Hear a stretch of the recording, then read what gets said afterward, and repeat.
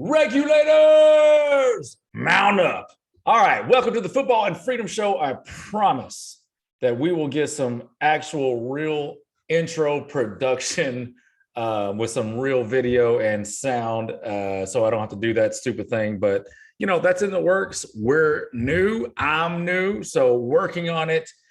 I'm new. I don't know what to do. I hit and it go bang.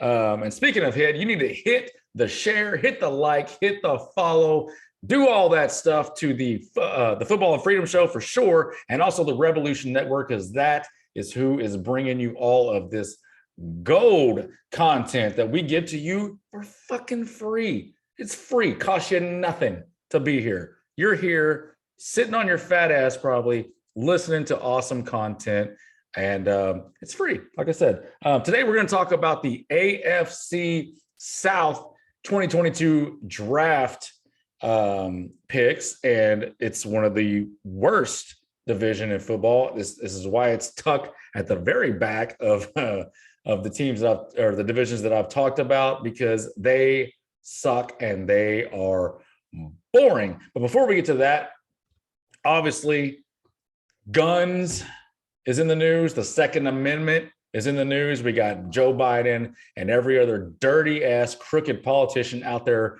talking about taking your guns because, you know, bad people are shooting people, and that's fucking awful. It's disgusting and it's gross. And if you can't call it gross when it's a black guy shooting people and a white guy shooting people, then you are part of the problem. And if you can't condemn it and call it gross when it's a school shooting with little kids, or it's in Chicago and there's 35 people every weekend that are getting shot by black on black crime, that makes it fucking gross and disgusting, and you're part of the problem. So, here we condemn all bad people with guns shooting innocent people. We don't condone that. We don't like that. But you know what stops bad people from shooting good people, innocent people? It's good people with guns. They're the ones that stop it. So whether it's a pedestrian that happens to have a gun that stops it, or it's the police, the other good guys that come with guns and stop it, somebody stops it, and it's usually almost always a good person that stops it. So all these politicians that are out there basically saying you love the fact you love dead kids more than you love guns, or more you love dead kids more than you're willing to give up your guns. And to that's a complete ridiculous statement. We won't stand for it. And if you're pitting people and our Constitution, which is not changeable like Biden's telling you, if you're pitting that against dead kids, you're a disgusting human. We don't want to hear anything from you, and you can just go fuck right off with all of that. Because when it comes to the dead kids in the school, it's a very simple and easy fix. All the banks, all the federal buildings, all these dirty ass crooked politicians that walk around with security detail, what do they all have in common? Armed people protecting whatever they're supposed to protect, whether it's the politician, the money, the security offices with all the important documents, I guess. I don't know. Is anything bad ever happened at a federal building, like Social Security office? I doubt it. I doubt anything ever would, but whatever. They're there, nothing happens, because that's how it works. Good people with guns stop bad people with guns. So how about we just focus on that? Let's protect the kids. We're with you. We don't like dead kids either. I know you think we do. We don't. We don't want dead kids. We don't want any innocent people. So let's protect them. Let's put armed guard at every school. Let's make a one entry point to every school with a buzzer in. You've got all summer. Like, it's the summer just started. All the schools are empty for the next 3 months. This could be easily done like that. School shootings over, done. Why is it not? They get billions of tax dollars. Like look at your tax statement. You look at your house taxes. They go up every single year. You know who's getting a big chunk of that? The fucking schools. The public schools. They're getting a huge chunk of that. Why is it not happening? Call your local board. Ask them. If it's not shooter proofed over the summer, ask them why. Why are you not doing that? Ask them. Do you not care about dead kids? Let me turn it on them. It's fucking ridiculous. So, anyways, that's the football. That's the freedom part of the Football and Freedom Show. Now let's get to the football part. And like I said, we're going to go to the AFC South, one of the worst divisions in football. I can't believe I actually have to talk about it. However, I'm going to start with the team that I gave a A+ to with their draft, and it's actually the team I think is going to win this division, the Indianapolis Colts. Loved their draft. Started off, first of all, they didn't even have a first-round pick. Their first pick was in the second round, and they still got an A+. That tells you how good of a franchise they are and how well they are run.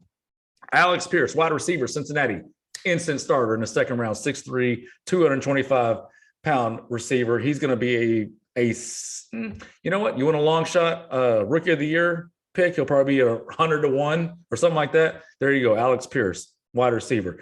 Jelani Woods, one of my favorite, actually my favorite tight end prospect in this entire draft. They got him in the third round out of Virginia. He's like 6'7", 260 pounds. He is, you watch, in 2 or 3 years, when this dude develops and blossoms, I'm just saying, Gronk went in the third round, guys. Jelani Woods, third round.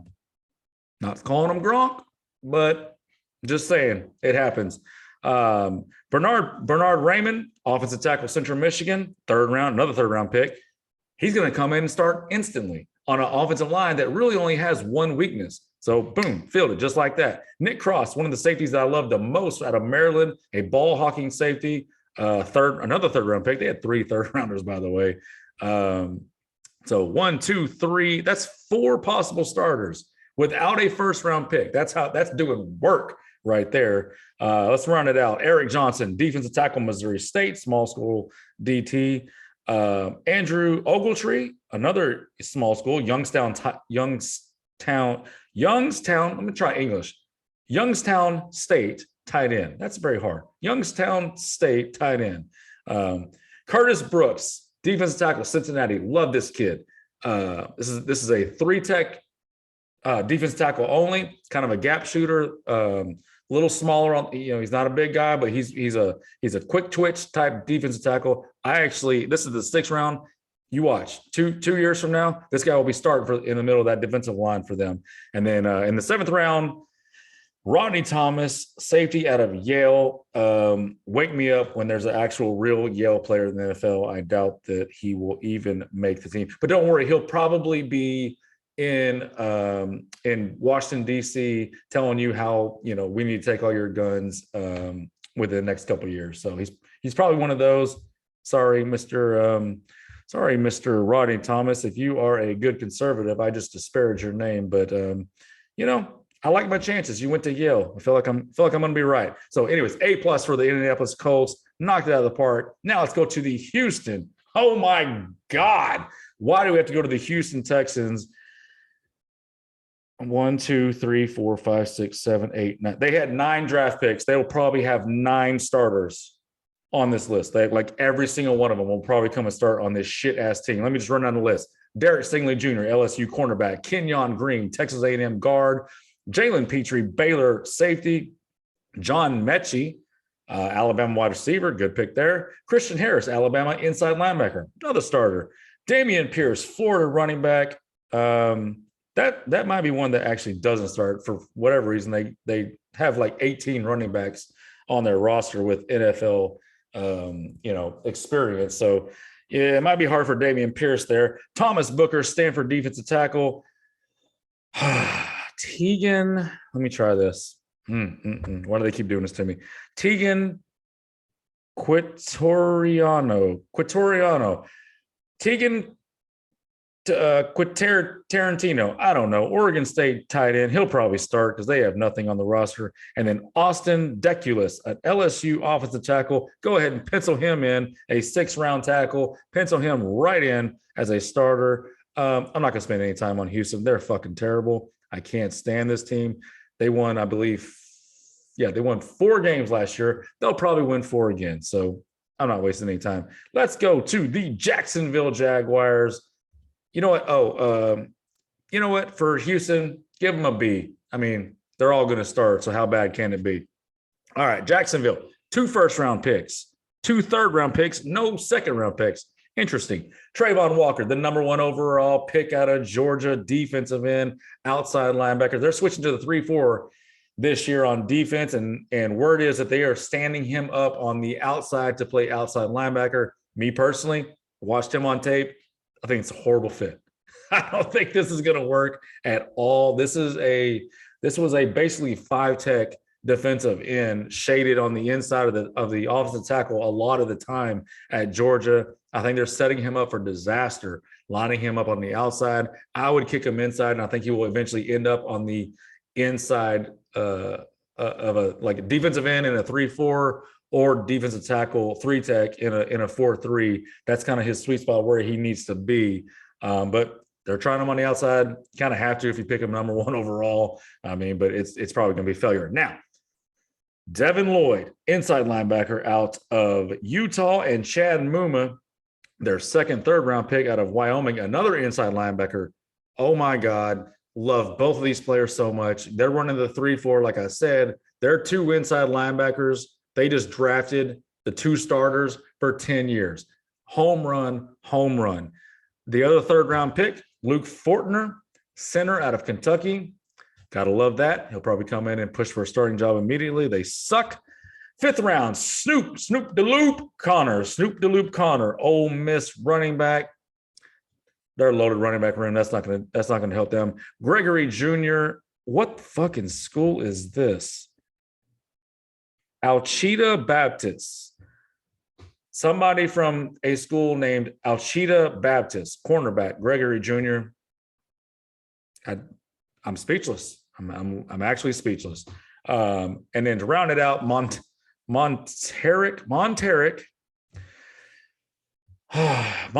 Brown, Arkansas cornerback. So cornerback to end the draft.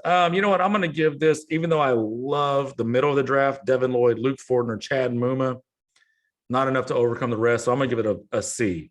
Run-of-the-mill C, and Jacksonville is going to suck dick again. Now, let's go to those Tennessee Titans. Tennessee Titans, who always seem to win this fucking division, no matter what they do. They're going to have the work cut out for them this year. They traded the wide receiver Brown, obviously, right? I think it was draft night.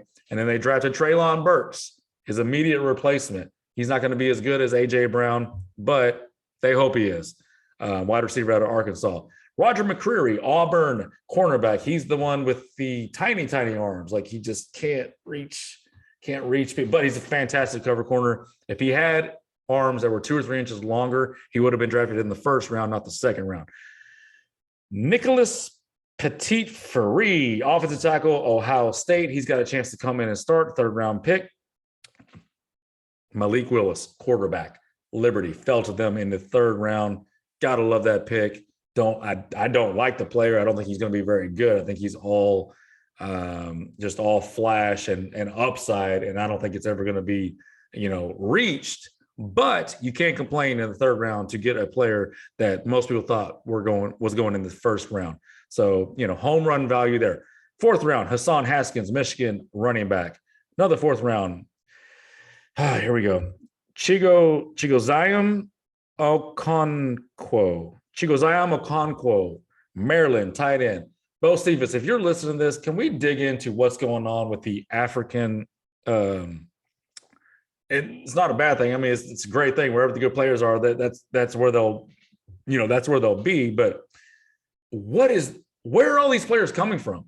I mean, obviously they're coming from, a college in the United States, but the influx of all these African names, I'm assuming African names. Again, I'm not an expert on name, but they look African. Let's just put it that way. So, anyways, we can dig into that later. Let's not bog down on that. Kyle Phillips, 5th round, UCLA wide receiver. On that one, Theo Jackson, Tennessee safety.